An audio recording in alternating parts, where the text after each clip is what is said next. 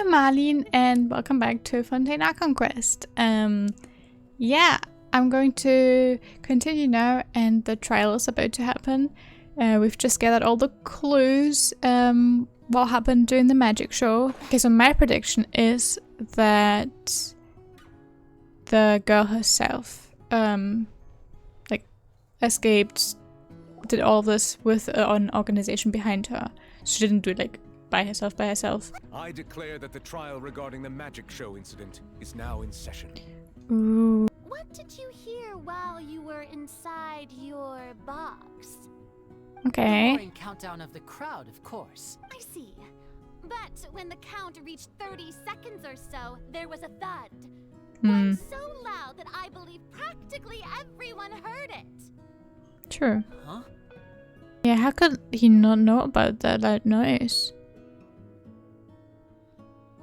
Ooh, Lenny. Was he just nervous or something? So he didn't hear it because of the nerves? Aren't you and Lynette actually from the House of the Hearth? House of the Hearth? The House of the Hearth? Paimon and I always sing the same thing. They're Fatui?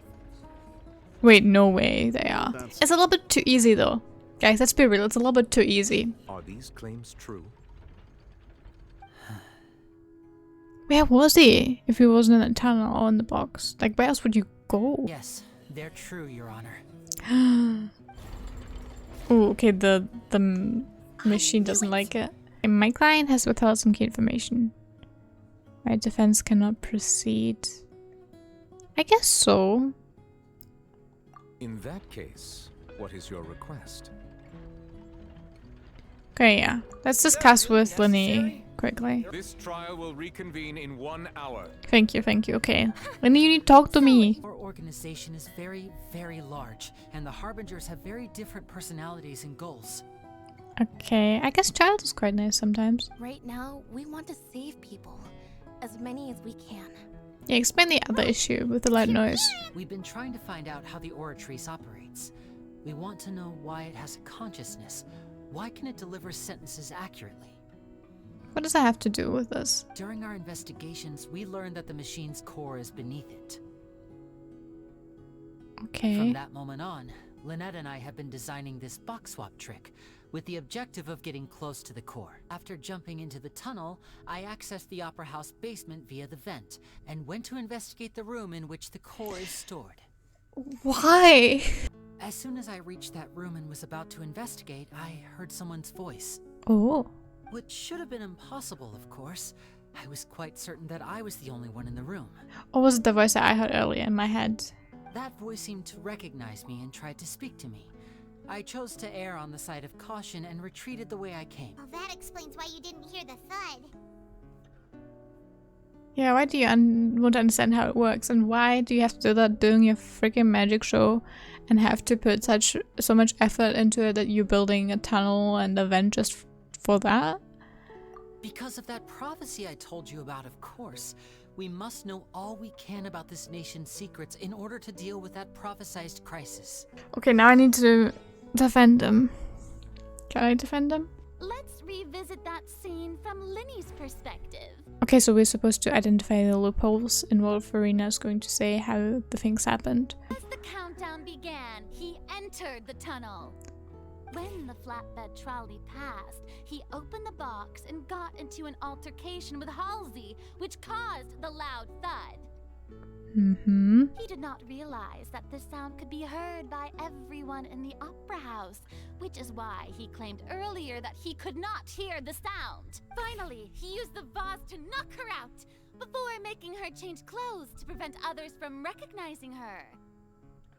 Okay. At this time, Cowell arrived in the tunnel, having heard that strange noise, and caught Linny red-handed. So Linny proceeded to knock him out too before stuffing him into that box. So far, she's kind of making sense. Afterward, Linny passed the unconscious Halsey to his accomplice through the magic box in the audience stands, before operating the devices such that Cowell's death would be ruled an accident. Lenny knocked Halsey out using the vase and removed her clothes to prevent her from being identified. However, was Lenny really in the tunnel at the time? Linny went to the room that contains the Oratrice's core. As if that convinced the machine. Then if Cowell hadn't entered the tunnel, who was the entire setup meant to kill? Yeah.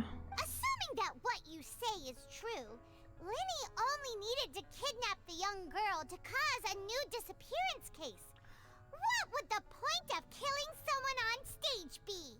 Lenny was surprised about the loud noise. So he probably wasn't there to hear it. If otherwise he would have just lied and said, yeah, I heard it. I was in the box. I heard it. So him showing that he actually didn't hear it shows that he wasn't there, right? Well then, if it wasn't Linny who committed the crimes, then who was it? I think it's wait, it's not her. Could there have been a third?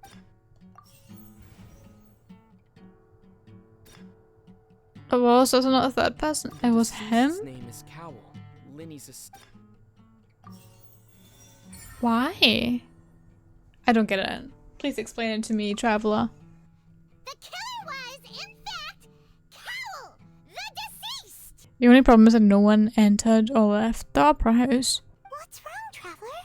Are you still having trouble figuring things out? Yeah, where in the world did Halsey go? She's still here. So the conclusion is it has something to do with the water. The vase was not broken by chance. It was used to cover important evidence. The water. It all comes together if Halsey disappeared instead of being kidnapped. Shearwater lot. Lynette escaped from the water tank, vanishing gradually and leaving only clothes behind. Now the clothes make sense. Yes. If there's a similar method where a person could be transformed into water... Since Cal was the deceased, we haven't placed much attention on him. Hmm. But given that we aren't making much progress with the case, it wouldn't hurt to have a look at his belongings, would it? Discovered several test tubes of fluid within Cowell's baggage, each labeled separately. Oh. The notebook in his backpack claims that these fluids are water from the primordial sea. The primordial sea. Oh. The note's contents also indicate that Cowell belonged to an organization that sells illegal drugs and that he had an accomplice. The notebook has many entries concerning safe usage of these fluids, in which the keyword dissolve appears many times. Don't tell me they dissolved the person. One of these tubes was labeled Opera Epiclese, along with yesterday's date. Oh. It is empty. The notes also state that these dissolution properties work exclusively on people from Fontaine.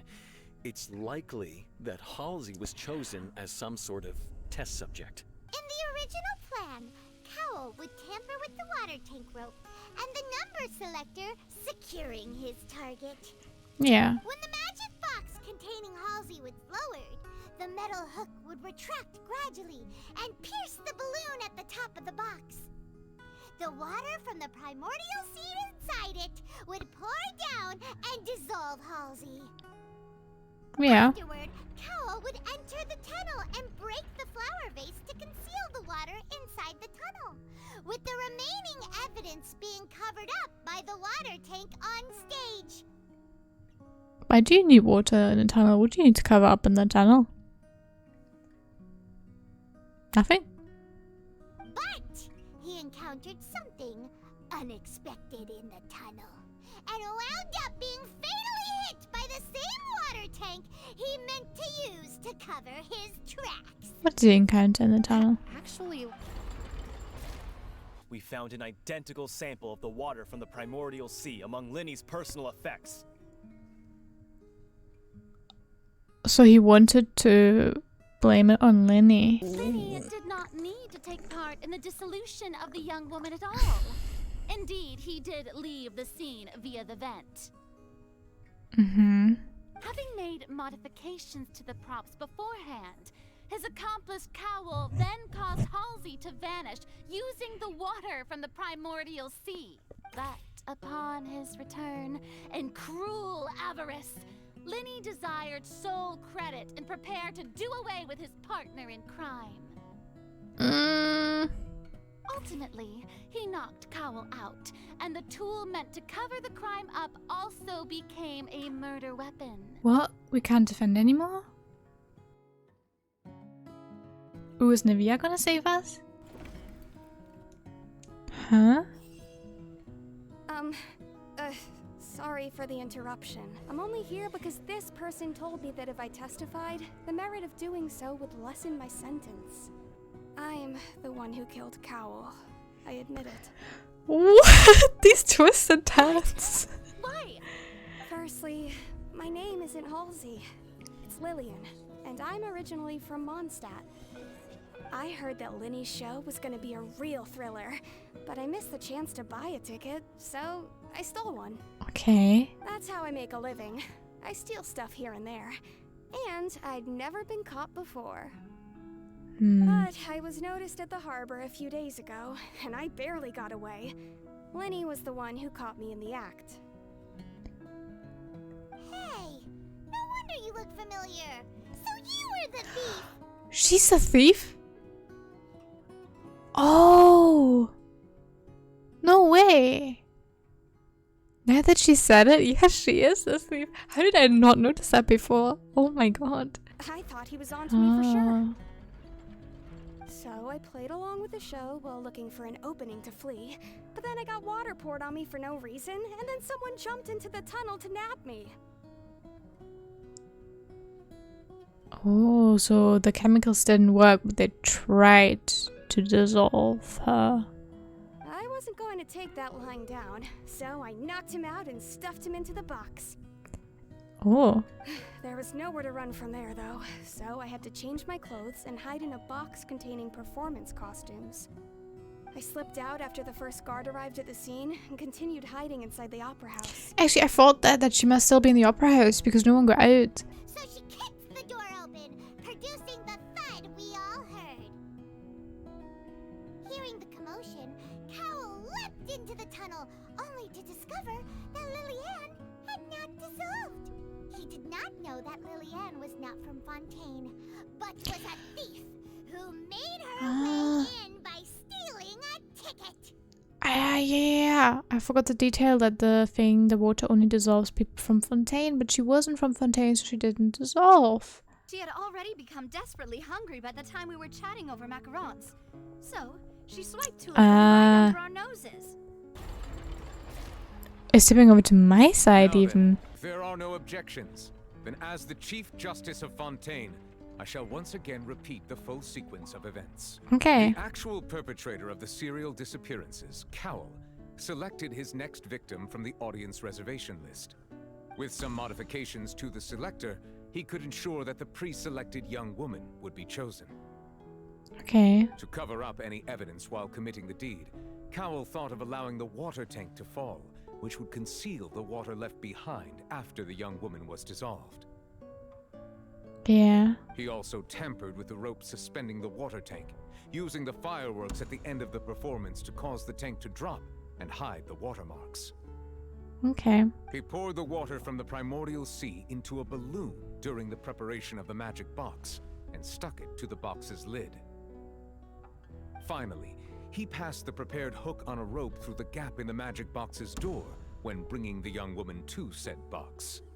When the magic trick officially began, the box containing the woman was lowered into the tunnel, tightening the hook rope and bursting the balloon containing the water. If all had gone to plan, the young woman would be dissolved at this time. However, Lillian was not from Fontaine and thus fled the box with a loud noise. Realizing that there was trouble, Cowell entered the tunnel and met Lillian. Thinking that the waters had not yet taken effect, he decided to proceed. Okay. However, his opponent was more capable than he thought, and he was overcome, knocked unconscious, and placed into the magic box, and thus became his own final victim. Lillian, according to her own statements, then changed clothes and hid until the performance ended, before hiding in other parts of the opera house. As for Linny, he was in the underground structures within the opera house, and was thus ignorant of these happenings.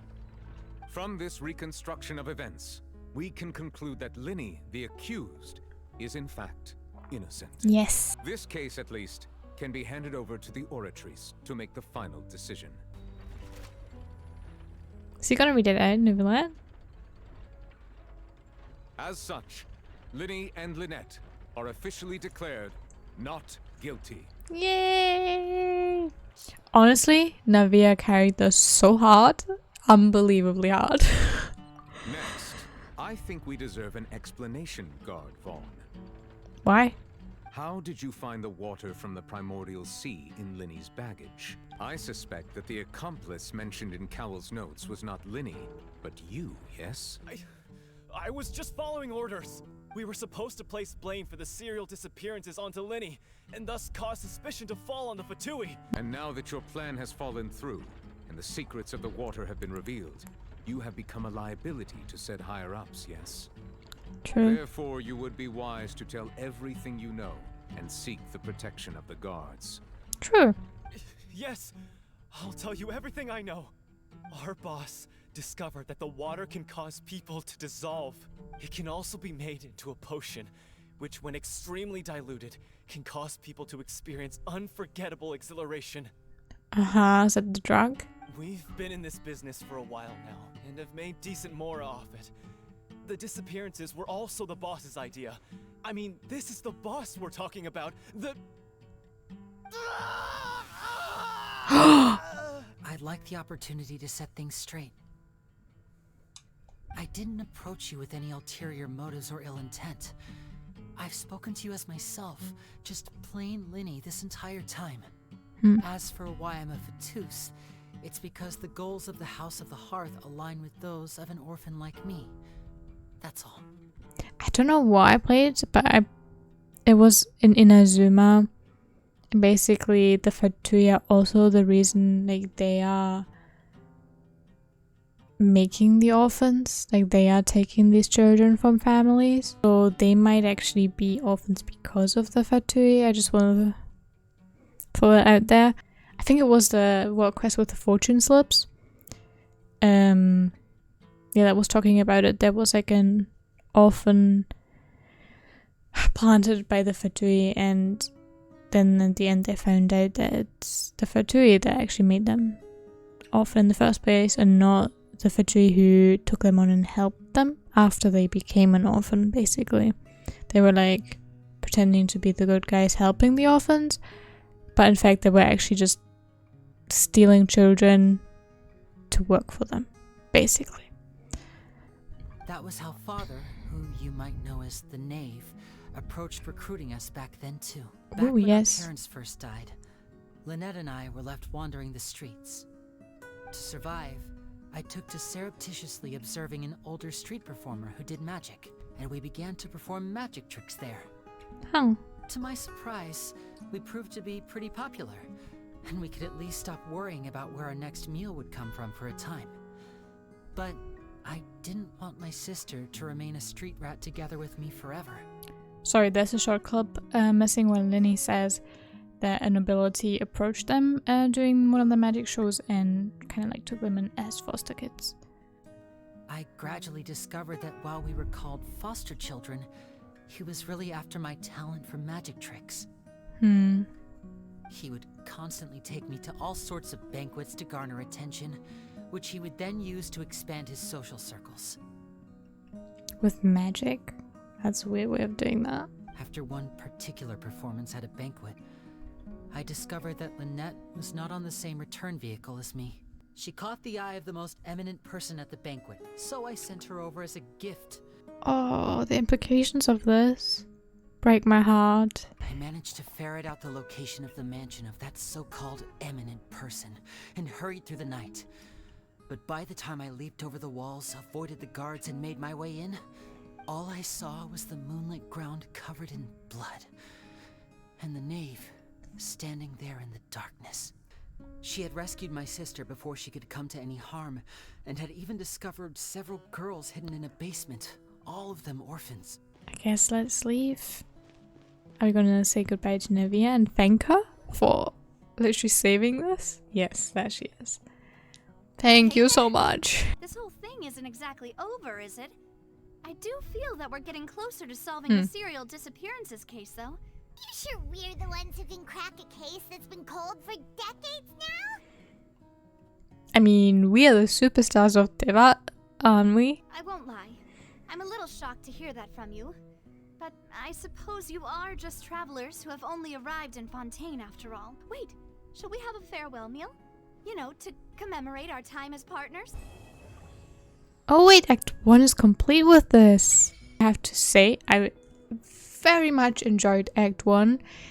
I loved the little, like, putting the clues together. I think, obviously, there's, like, room to improvement. There were some things that are a little bit weird about the story. In general, I think this Archon quest was one of the more engaging ones. Yeah, because it wasn't just, like, dialogue. And I'm also not a huge fan of combat. So there wasn't a lot of combat, which I enjoyed. Yeah, it was really engaging. Like, you really thought about the story and engaged with it. So, yeah, I'm a huge fan of this new Archon quest, and I have high hopes for Act 2, honestly. And I love Nevia and Nouvellette. Can't wait for Nouvellette to come out. I will definitely wish for him. Yeah, tell me what you thought about Act 1, and see you guys soon. Bye!